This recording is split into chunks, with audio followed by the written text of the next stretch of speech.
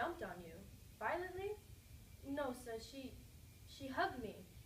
She hugged me around the waist. This time, Judge Taylor's gavel came down with a bang, and as it did, the overhead lights went out in the courtroom. Darkness had not come, but the afternoon sun had left the windows. Judge Taylor quickly restored order.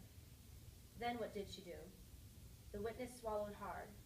She reached up and kissed me side of the face. She says she never kissed a grown man before, and she might as well kiss a nigger. She says that her Papa-2 to her don't count. She says, "Kiss me back, nigger." I say, "Miss Mayella, let me out of here," and run. I tried to run, but she got her back to the door, and then I had to push her. I didn't want to harm her, Mr. Finch, and I say, "Let me pass." But just when I say it, Mr. Yule yonder hollered through the window. What did he say? Tom Robinson swallowed again, and his eyes widened. Something not fitting to say, not fitting to these folks chillin' to hear. What did he say, Tom? You must tell the jury what he said. Tom Robinson shut his eyes tight. He says, "You goddamn whore, I'll kill you." Then what happened? Mr. Finch, I was running so fast I didn't know what happened. Tom, did you rape Mayella Yule? I did not, sir. Did you harm her in any way? I did not, sir. Did you resist her advances? Mr. Finch, I tried to. Thought being ugly to her. I didn't want to be ugly. I didn't want to push her or nothing. It occurred to me that in their own way, Tom Robinson's manners were as good as Atticus's. Until my father explained it to me later, I did not understand the subtlety of Tom's predicament. He would not have dared strike a white woman under any circumstances and expect to live long, so he took the first opportunity to run, a sure sign of guilt. Tom, go back once more to Mr. Yule, said Atticus. Did he say anything to you? Not nothing, sir. He might have said something, but I weren't there. That'll do, Atticus cut him sharply. What you did hear, who was he talking to? Mr. Finch, he was talking and looking at Miss Mayella. Then you ran? I sure did, sir. Why did you run? I was scared, sir. Why were you scared? Mr. Finch, if you was a nigger like me, you'd be scared too. Atticus sat down.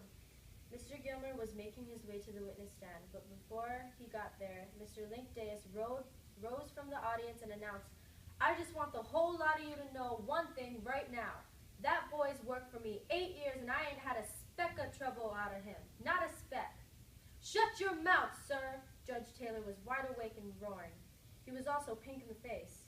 His speech was miraculously unimpaired by his cigar. Linkdeus, he yelled, if you have anything you want to say, you can say it under oath and at the proper time. But until then, you get out of this room, you hear me? Get out of this room, sir, you hear me? I'll be damned if I'll listen to this case again. Judge Taylor looked daggers at Atticus, as if daring him to speak, but Atticus had ducked his head and was laughing into his lap. I remembered something he had said about Judge Taylor's ex cathedra remarks, sometimes exceeding his duty, but that few lawyers ever did anything about them. I looked at Jem, but Jem shook his head. It ain't like one of the jurymen got up and started talking, he said. I think it'd be different then. Mr. Link was just disturbing the peace or something. Judge Taylor told the reporter to expunge anything he happened to have written down after Mr. Finch. If you were a nigger like me, you'd be scared too, and told the jury to disregard the interruption. He looked suspiciously down the middle aisle and waited, I suppose, for Mr. Linkdeus to effect total departure. Then he said, Go ahead, Mr. Gilmer. You were given 30 days once for disorderly conduct, Robinson? Asked Mr. Gilmer. Yes, sir. What did the nigger look like when you got through with him? He beat me, Mr. Gilmer. Yes, but you were convicted, weren't you? Atticus raised his head.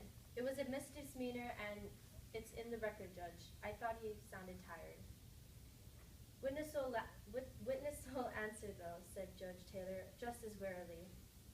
Yes, sir, I got 30 days. I knew that Mr. Gilmer would sincerely tell the jury that anyone who was convicted of disorderly conduct would easily have had it in his heart to take advantage of Mayella Yule. That was the only reason he cared. Reasons like that helped. Robinson, you're pretty good at busting up chifferobes and kindling with one hand, aren't you? Yes, sir, I reckon so. Strong enough to choke the breath out of a woman and sling her to the floor? I never done that, sir. But you are strong enough to. I reckon so, sir. Had your eye on her a long time, hadn't you, boy? No, sir, I never looked at her. Then you were mighty polite to do all that chopping and hauling for her, weren't you, boy? I was just trying to help her out, sir. That you mighty generous of you. You had chores at home after your regular work, didn't you? Yes, sir. Why didn't you do them instead of Miss Yule's? I done 'em both, sir. You must have been pretty busy. Why? Why what, sir? Why were you so anxious to do that woman's chores? Tom Robinson hesitated, searching for an answer. Looked like she didn't have nobody to help her, like I says. With Mr. Yule and 7 children on the place, boy? Well, I says it looked like they never help her none. You did all this chopping and work from sheer goodness, boy. Tried to help her, I says. Mr. Gilmer smiled grimly at the jury. You're a mighty good fellow, it seems. Did all this for not 1 penny? Yes, sir. I felt right sorry for her. She seemed to try more than the rest of them. You felt sorry for her? You felt sorry for her? Mr. Gilmer seemed ready to rise to the ceiling. The witness realized his mistake and shifted uncomfortably in the chair, but the damage was done. Below us, nobody liked Tom Robinson's answer. Mr. Gilmer paused a long time to let it sink in. Now, you went by the house as usual last November 21st, he said, and she asked you to come in and bust up a shiffer rope. No, sir. Do you deny that you went by the house? No, sir. She said she had something for me to do inside the house. She says she asked you to bust up a shiffer rope. Is that right? No, sir, it ain't. Then you say she's lying, boy? Atticus was on his feet, but Tom Robinson didn't need him. I don't say she's lying, Mr. Gilmer. I say she's mistaken in her mind. To the next 10 questions, as Mr. Gilmer reviewed Mayella's version of events, the witness's steady answer was that she was mistaken in her mind. Didn't Mr. Yule run you off the place, boy? No, sir, I don't think he did. Don't think? What do you mean? I mean, I didn't stay long enough for him to run me off. You're very candid about this. Why did you run so fast? I says I was scared, sir. If you had a clear conscience, why were you scared?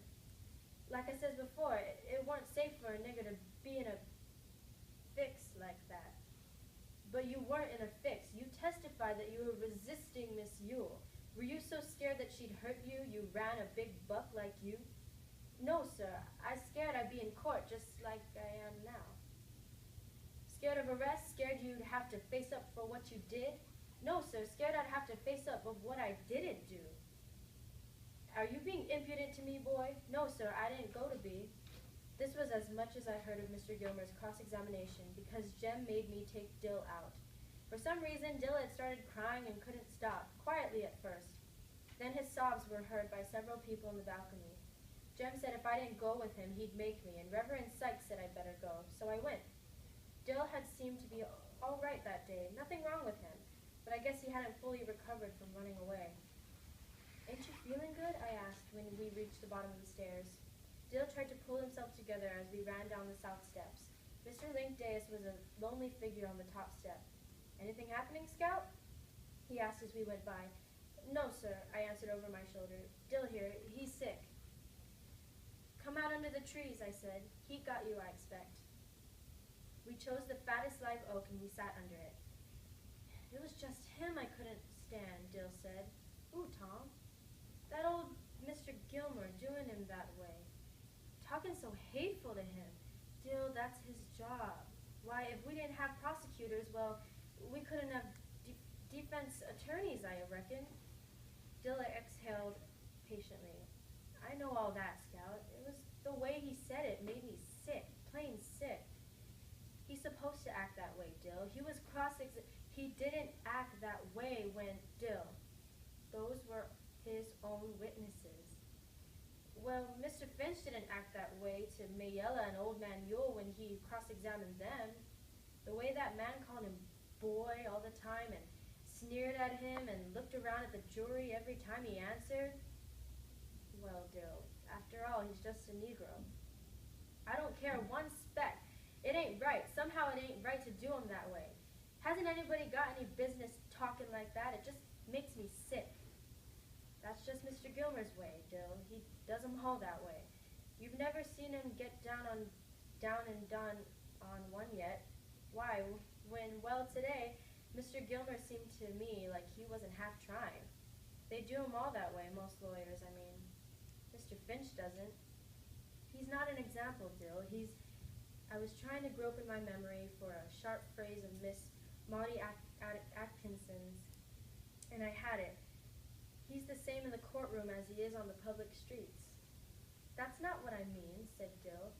I know what you mean, boy, said a voice behind us. We thought it came from the tree trunk, but it belonged to Mr. Dolphus Raymond. He peered around the trunk at us. You aren't thin-hided, it just makes you sick, doesn't it?